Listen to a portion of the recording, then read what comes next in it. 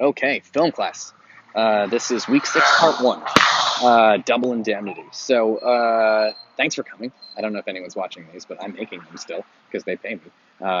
So, double indemnity. This is really one of the most famous sort of classic film noirs. And I talked about film noir a little bit with Night of the Hunter. Night of the Hunter is sort of a film noir, in the sense that it has this sort of, well, we'll talk about it a little more, but it has the kind of the stark black and white photography, not just black and white, but like very dark blacks and very bright whites done in like, dramatic contrasting styles. So you get a lot of, the style of it is like they have blinds and the sunlight comes through the blinds. Film noir loves to like have a beam of light across the face and then a beam of darkness and a beam of light and a beam of darkness because the light's coming through the slats in the blinds. It's like very drama, or it'll have scenes in like very deep shadow, when Walter talks to Phyllis in her darkened home. And it's supposed to, the kind of, I talked about this with Night of the Hunter, that it was really originally a budget problem, that they didn't have enough money to make it look good. So if you plunge things in shadows, you don't have to spend as much money to make it look good. Instead of having the set look good, you can have the lighting cover up the set. And then people liked the lighting so much, they started doing it even when they had more money, which is how you end up with stuff like Sin City, where they create the lighting effects in a computer, even though they have all the money in the world. So film noir, and Night of the Hunter is also sort of a film noir, in the sense that it reveals the corruption and terribleness of America. That's one of those sort of film noir things. It's always about like a small crime, right? This guy wants to get money from the kids or whatever, or there's a murder plan in Double Indemnity. But it reveals how corrupt the whole world is. But what Night of the Hunter didn't have, that Double Indemnity has, that's really the classic film noir thing, is what's called the Femme Fatale, the deadly woman. And this is a character who is like a very beautiful woman who sort of seduces the guy, but she's also evil. It's not just that she doesn't just want to have sex with him, she wants him to commit murder, or she committed murder, or whatever. So she leads him down like a dark path. Now our guy in this movie is already pretty dark to begin with. He jumps on board the murder. You got to kind of talk him into it a bit, but like, she's really the influence there. It's because of her that he sort of wants to commit the murder, and she's a femme fatale. And really, Barbara Stanwyck in this movie is really one of the most famous femme fatales in movie history. This is one of the great kind of examples of the type.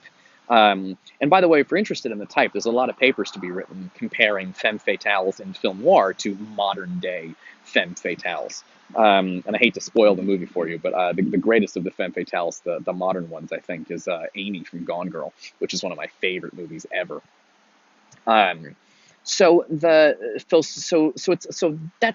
basic. That's film noir. It's a style of black and white photography in the sort of 40s and 50s, but there's also a content to it which has to do with the kind of, it's a small murder that reveals larger patterns of corruption that are sort of gigantic. The thing you got to remember about these movies is that back in the old days of making movies like this, there was a thing called the Haze Code. What the Haze Code basically meant was you could show crime and you could show bad guys, but the good guys had to kind of win in the end, or the bad guys at least had to get punishment. You couldn't have a movie in the 1940s where the bad guy gets away with it. You could do that in a modern movie. There's quite a few modern movies where the villain wins. But you're not allowed to do that in the 40s because they thought it would sort of teach the audience bad morals. If they go to movies and they see crime being rewarded, then they're going to want to go do crime, was the concern. And so these movies have these sort of terrible, tragic endings where, people commit murder, but then they get punished for it. And everybody gets caught and punished in the end. The tricky thing about this is that that's supposed to, like, give you like a good moral thing, right? Like you're teaching the audience good morals or whatever by showing them crime does not pay, and the police always get their man in the end. The problem is that if you show people a movie for like 2 hours, this movie. Yes, there are two people in this movie, and they want to commit murder, and in the end, they don't survive the movie. So I guess, okay, you have made your point. about how crime doesn't pay. But the problem is that the crime in these movies is everywhere.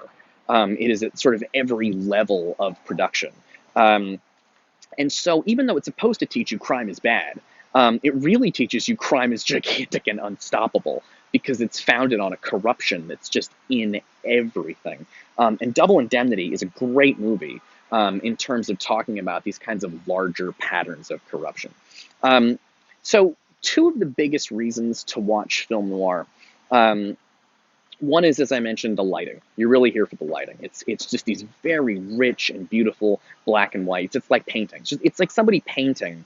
Like, you know how you can paint, you could like I know black and we call it black and white, but what we really mean when we say that is gray, right? It's a lot of gray. There's no color. But you have to think about it like a painting. And yes, you could there's some gray in there as part of the painting, but that large sections of the painting are actually black or actually white, super bright light white. Like when it hits Phyllis's hair, her hair looks just like white, the way it's lit, and then plunged into total deep dark blackness. If you were a painter, imagine you were a painter, you would mix the black and the white together to make gray, but if you were doing a film noir painting, which is not a thing, but I just made that up, you would have a lot of solid black and a lot of solid white. And if you Google search images of Frank Miller's Sin City, you'll see what I mean. It's a black and white comic book, but there's no gray. It's black and it's white, and that's it. It's very stark. And it's supposed to suggest something about, you know, the light stands for goodness and the darkness stands for evil, and these two forces are in conflict. And you see that a little bit in Night of the Hunter, too.